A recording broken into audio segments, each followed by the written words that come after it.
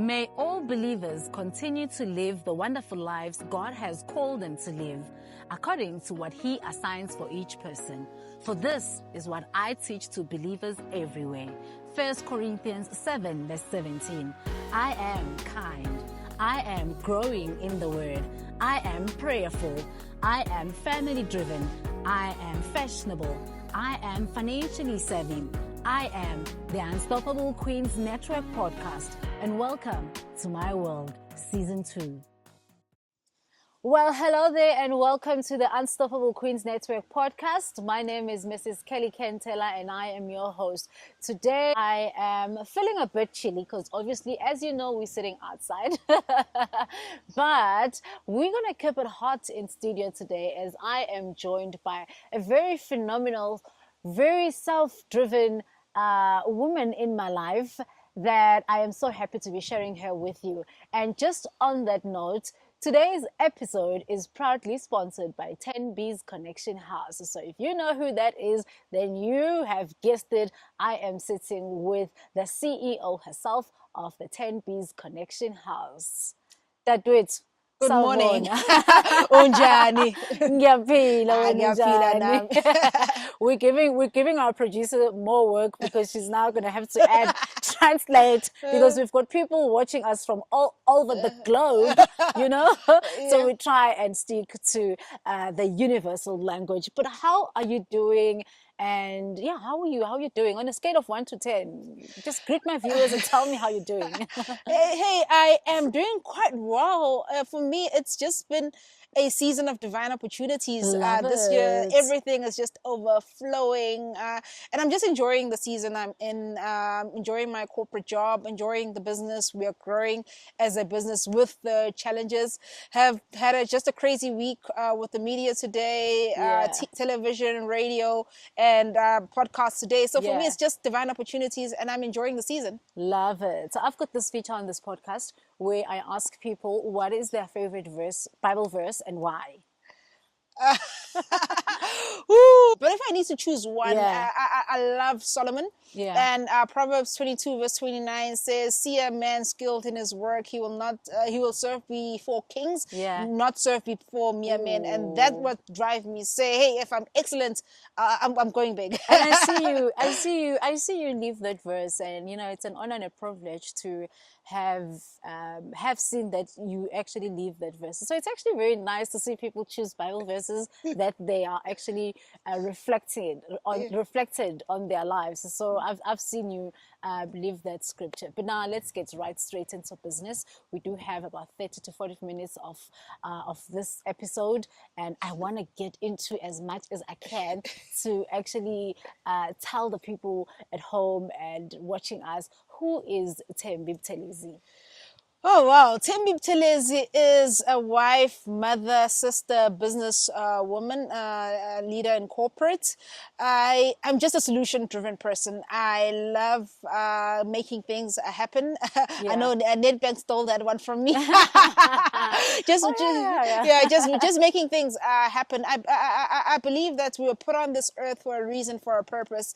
And whilst we're still alive, we must make the best we can and leave a legacy. Love it. And tell me more about the very first day, if you still remember, the very first day you realized what is it that you want to be when you grow up. It hasn't been a linear journey, right? So I always tell the story that being smart, getting A's. It was one day it's doctor, and then I start playing around with music and sound at church, and then I'm just like, I like the sound engineering thing, even though most people didn't know what it was. So hence I just went to varsity to study sound engineering. But I was like, hey, let me have a backup because this music business is not not stable. So I studied computer science. And I think for me, it's just been an ongoing journey of discovery. So I know a lot of people struggle with purpose. What do I want to do? I need to make a decision.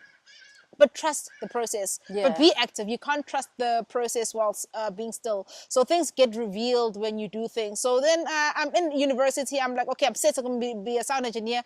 But this computer science thing is nice, and it's got money. So then I pivot to it. And then when I'm in corporate, I'm like, okay, let me get back to my sound engineering roots. And then I start a business. And as I'm growing, I'm also just working on other ventures that are about to take South Africa by storm. So I'm building a unicorn Yeah. with my tech background. So I just believe in being fluid. So don't box yourself in, but as long as you're moving and making progress. All right. So I know this because obviously you and I are friends, but you're a top achiever. You're an A student. You're somebody that I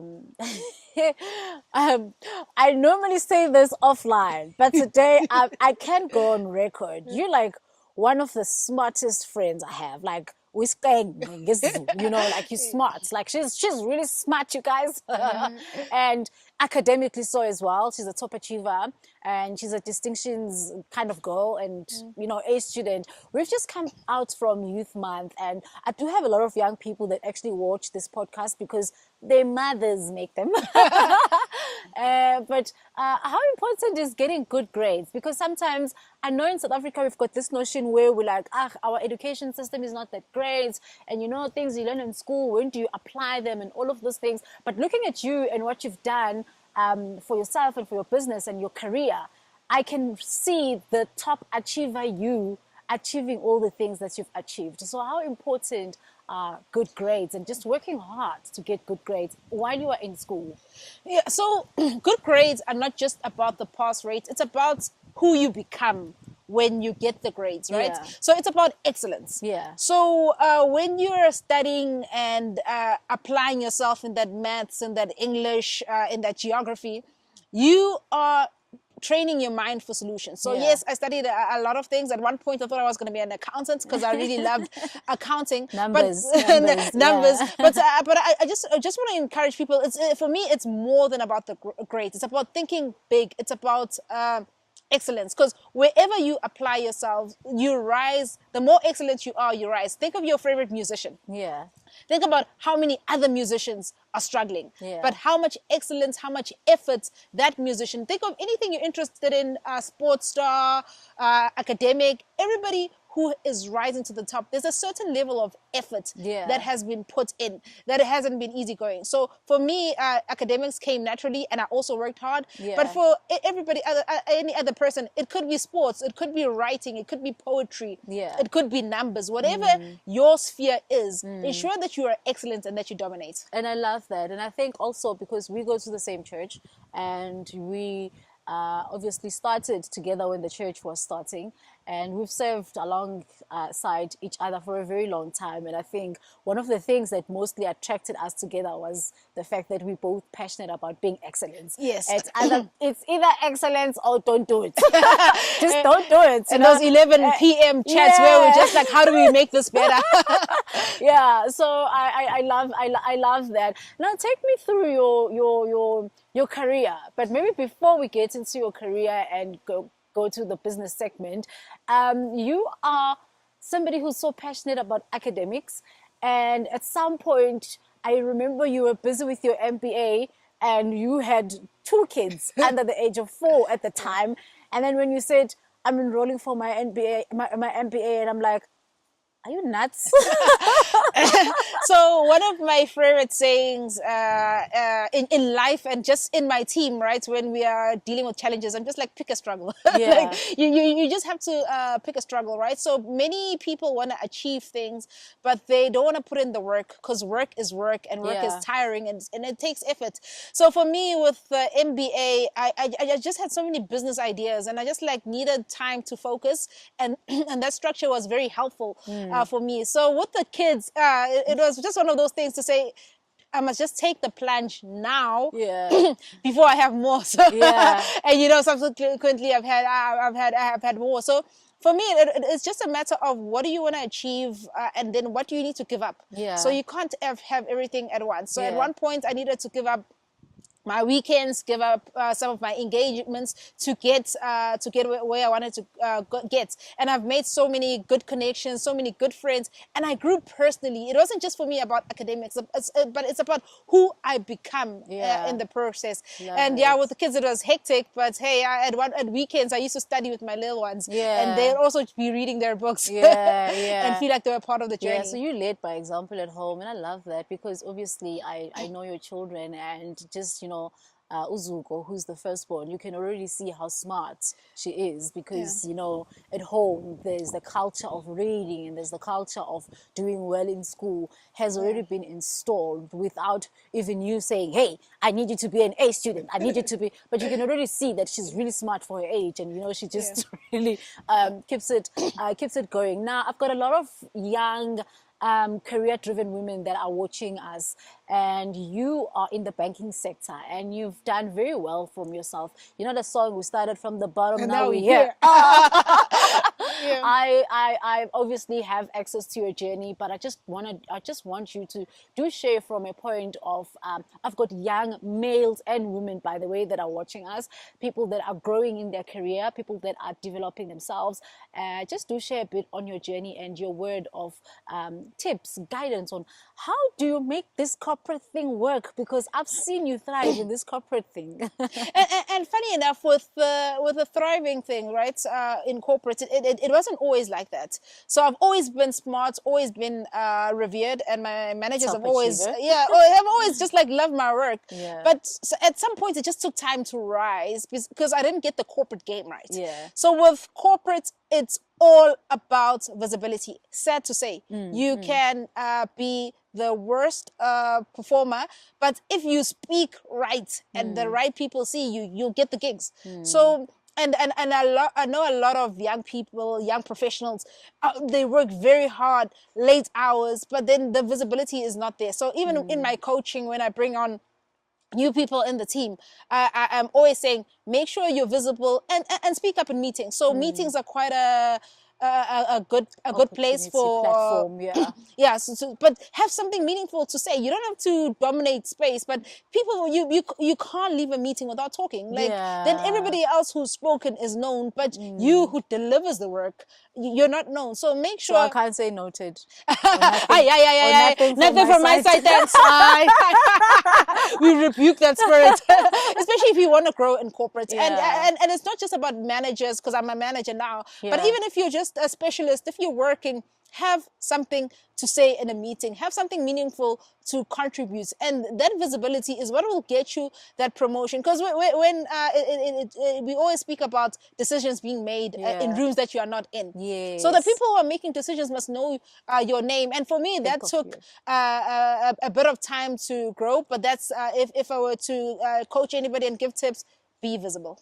I love that. Now, from selling airtime at university, entrepreneurs, guys, you are either born with it or you'll get it along the way, ne? Because I mean, selling airtime at university, one, you're probably going to think, what are these students going to think of me? Because, you know, but in order for you to be selling airtime at university, you must have started by selling sweets in high school. You start somewhere. We've been around the block. And from selling airtime, now you go to having an internet cafe.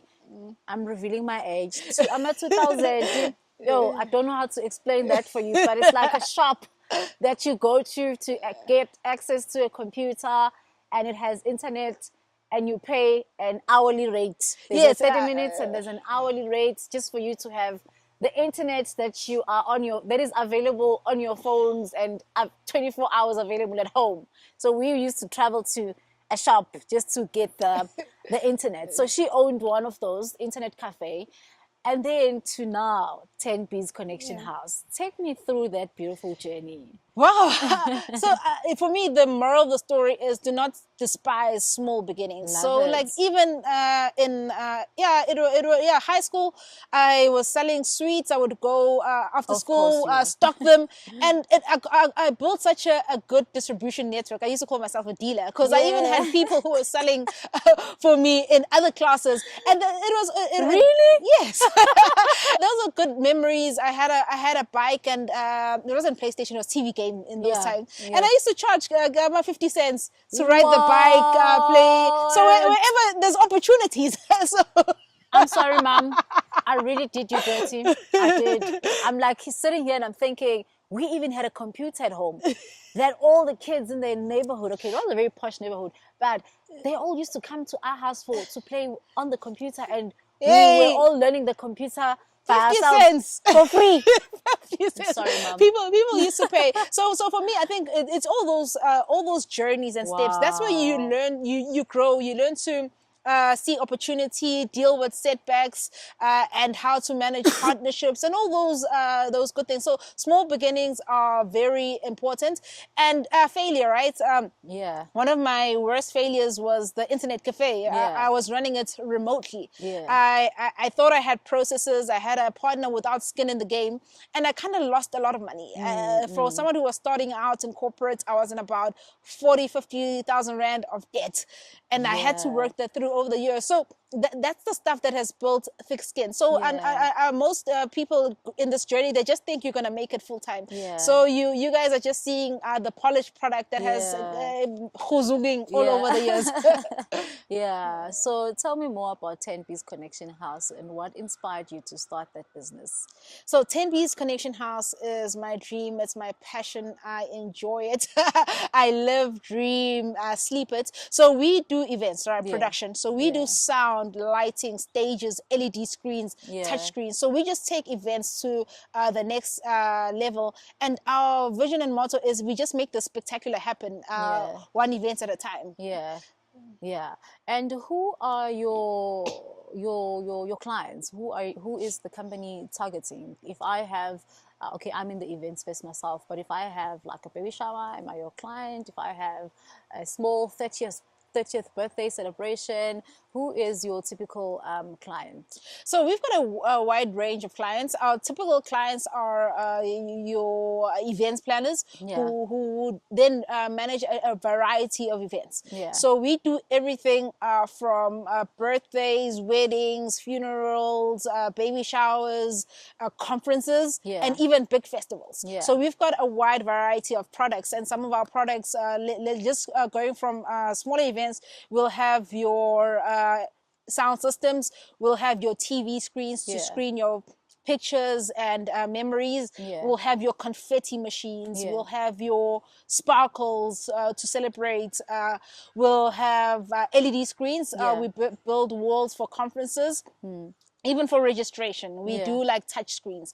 So especially for exhibitions where you just want to take your event to the next level, we've got digital banners, and then your opponents are there looking at your booth and like, ish, what am I doing with my life? So we've got a variety of events, and then we have our roof stages, large outdoor sound systems. We can easily handle 10, 20, 30,000 people. So we just pride ourselves in fulfilling the client need, understanding what our clients want, and working with them to build their events, because events are for memories, right? And our clients want to show off. Basically, they want to give thanks for something in their lives. And when their guests come, they want their guests comfortable. And our customers don't want to worry about technical. And that's where we come in to ensure that we understand your vision and then we deliver on the technical. Love it. And also because you're still full-time employed.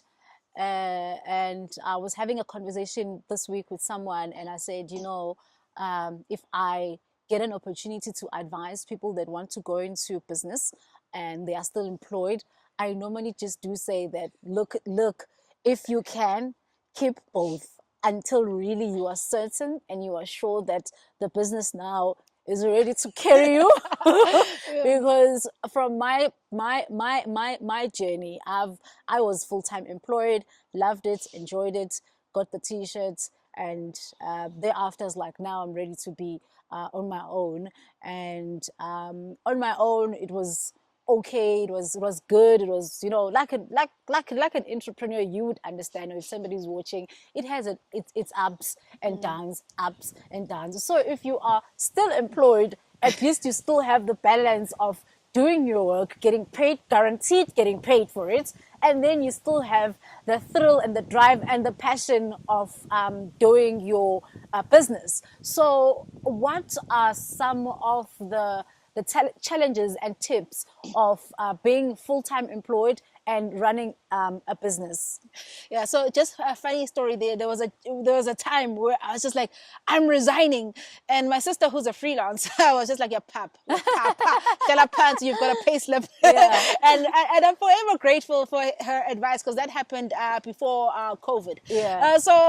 During COVID, I was just like, I'm very happy that I heeded the warning. And for me, I think even with building products, right, we call something proving the concept. Yeah. So when you're in corporate, when you are working, or you've got your job wherever you are, you've got that flexibility and that financing to build the business relaxed. So your job is taking care of your basic needs, and you can even finance your business with your salary, your bonus, or whatever you have. So you're not under so much pressure. Yeah. The only downfall is just the time, right? So you just feel like, I could be doing more with my business. I do feel like I could be doing more, but I'm just like, but I'm learning other things. I'm learning to build a team so that my business isn't reliant on me. Whether I'm there, I'm not there every day, 8 to 5. I'm in corporate, but my team is building the business. So it's given me some edge to build the team so that I'm not always there. Is it more work? Yes, but I've got a stable salary and a good growing business. Yeah, we'll get to your team in just a second. And we led by beautiful, amazing pastors who are both in business. And one of the things Pastor Togo is passionate about is the fact that there is dignity in labor, but also she's passionate about teaching about work ethics. And I remember in one of the sessions, she was rebuking people that you can't be wasting time. You can't be wasting employers' time, basically. And your ethics, they have to speak to you doing the right thing during office hours. And as tempting as it might be that you are having a very big gig this weekend, but your company's time is your company's time.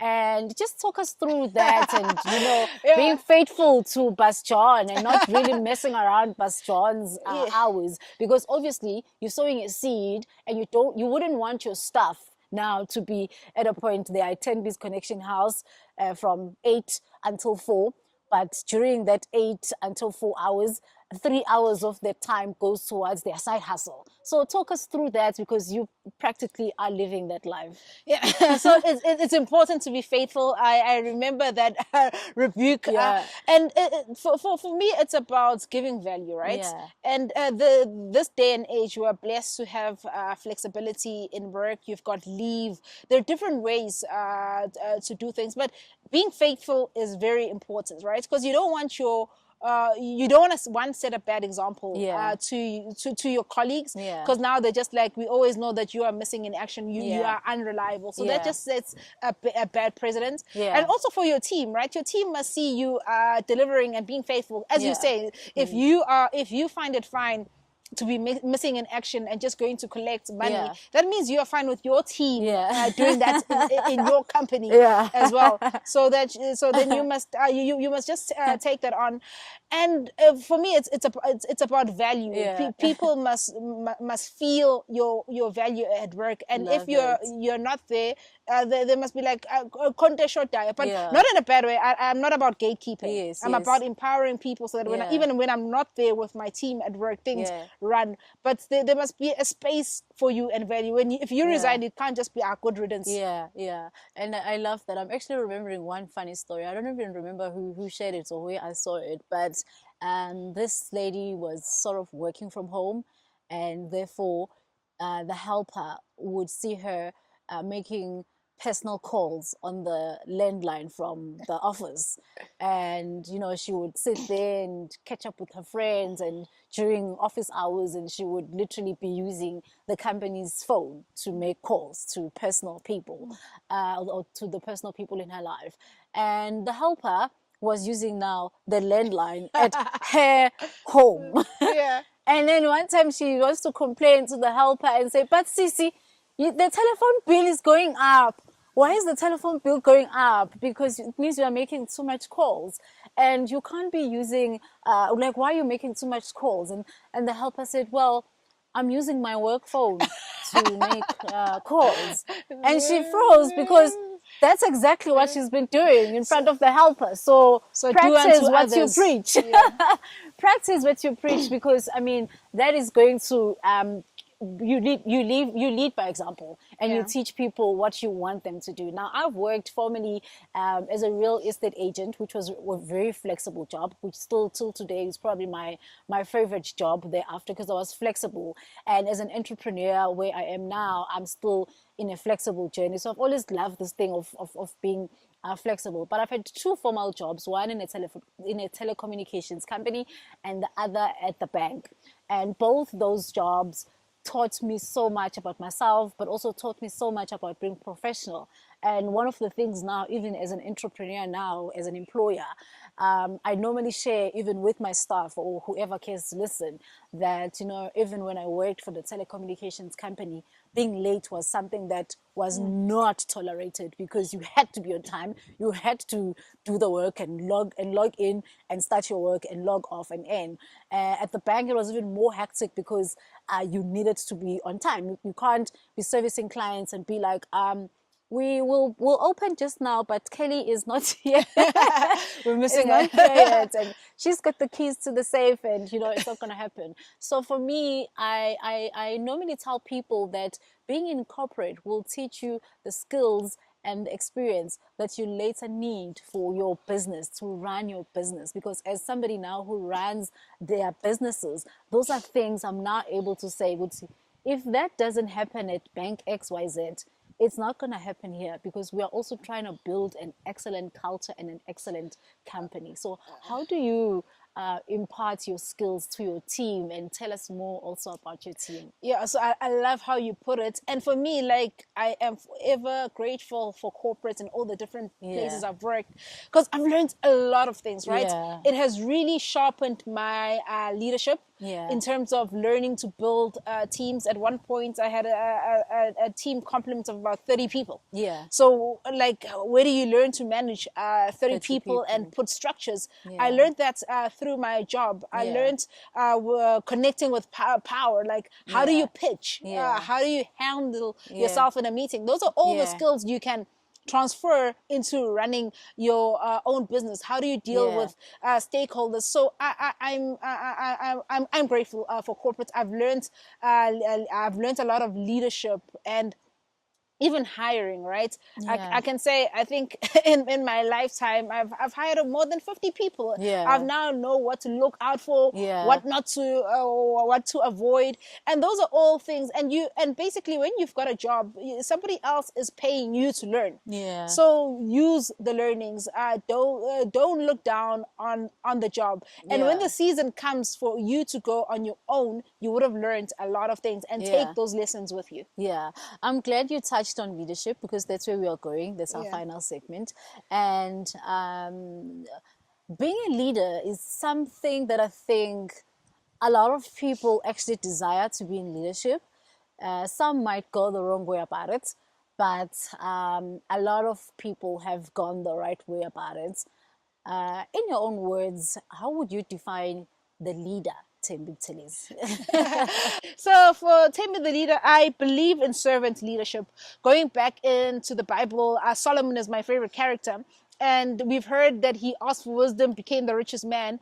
And for me, his prayer when he was asking for wisdom, it wasn't just for himself. He said, may I please have wisdom so that I can lead your people. So for me, leadership is about taking people from one place to a better place.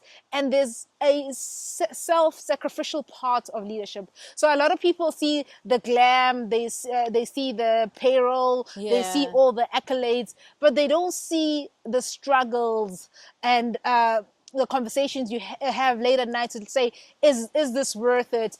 Struggling with payroll, seeing how you're going to make things come together. So for me, leadership is about influencing people. And for me, my motto is, you cannot work with me and stay the same. I want you to be a better person. And I have no issues with empowering people, paying for school fees, paying for driving school. So because when you've come to me, it's a blessing. Yeah. You must touch the world, and I believe that when you come in contact with other people, you'll be Yeah. a blessing. Ooh, and you know, when you say that you are happy to empower and people to become better versions of themselves and to develop and all of those things, it's such a beautiful lifestyle to have, because not a lot of bosses can actually identify the fact that I've hired Kelly and these are the skills that she is short of, and should she one day leave this company, I want her to leave a better person. That is such a beautiful notion to have. Now, you're on social media, you are across all platforms now. Yes. Thank God. Finally. Finally, TikTok. Finally. Yeah, no, you're doing amazing stuff on all the socials, courtesy of.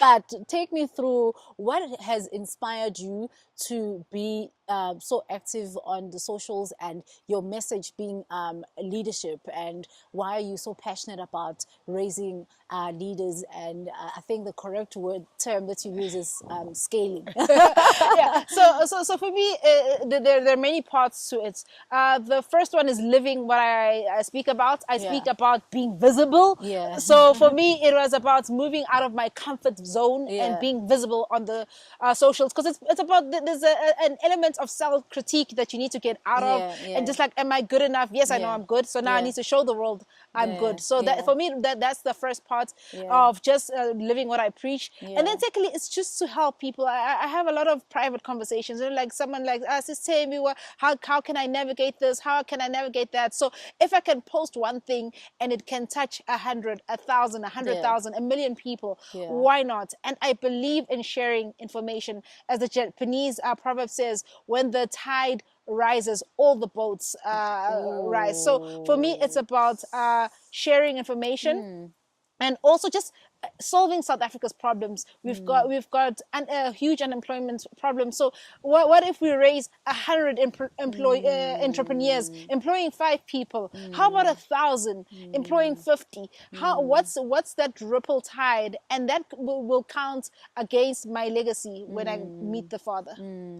When the tide rides, all the boats ride. I'm actually hearing that for the first time, and I'm so borrowing it. Well, tell me, where do people find you? Where can they engage with you? And most importantly, as you have sponsored this episode, where do they find Thembi's Connect so that they can know more about your services? Look right through to that camera and give us your handles, and where do people find your business? So if you're looking for Thembi, the leader, for your conferences, speaking engagements, or just lunches, brunches to share ideas, you can find me on all socials. So it's Thembi, the number 1, the number 0, B, Thembi. So that's TikTok, LinkedIn, Facebook, Instagram. So looking forward to touching base.